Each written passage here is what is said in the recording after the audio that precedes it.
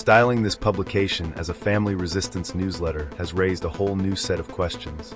I feel like I'm finally growing again, but how do I keep moving when isolation has frayed my social connections? Can I recapture the voice I once had? I inevitably find myself asking how to reach those across the political spectrum, especially folks who might be underinformed or unaware of the flaws in the messages they receive. Rather than dismiss them outright, I believe our strength lies in genuine engagement. By offering clear, fact-based explanations and respectful dialogue, we can build bridges of understanding.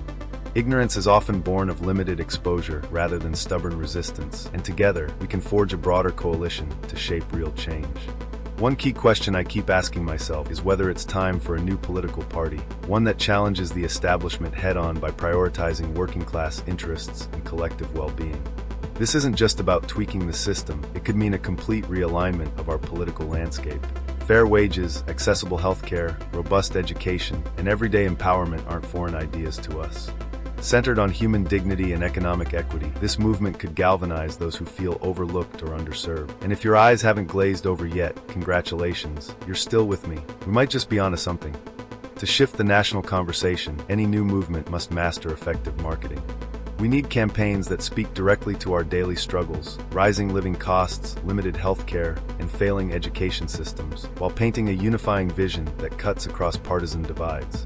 With targeted outreach, dynamic social media, and authentic storytelling, these campaigns can spark dialogue and inspire action, proving that a new movement truly stands for the interests of everyday Americans. I've long believed in a more traditional contract between government and the people, a simple, powerful idea.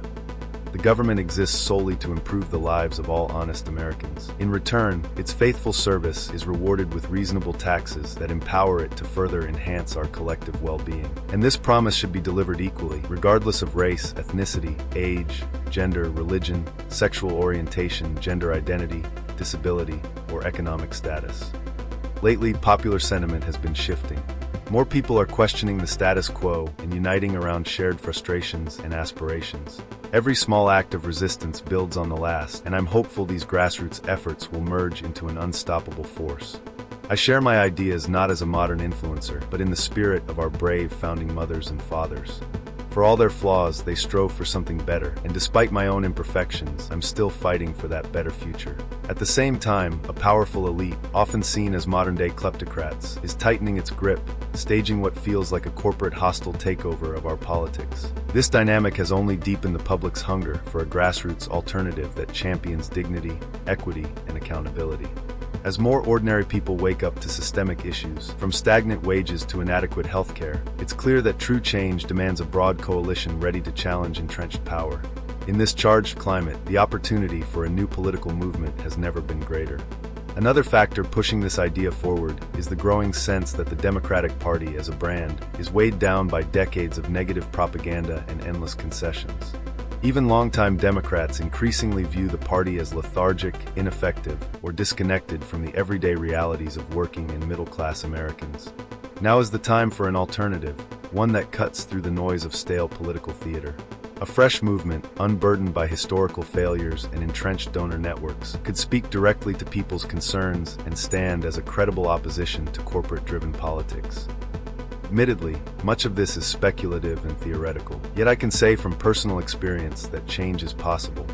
I was once an elected official, but the establishment's iron grip on outdated systems and my refusal to take money crafted a legal straitjacket that forced me out not once, but twice. For years, I felt like a failure, weighed down by the growing gap between the haves and the have-nots. Then something sparked a few weeks ago. We're being pushed too far, and I can no longer ignore the fact that there's a coup in progress.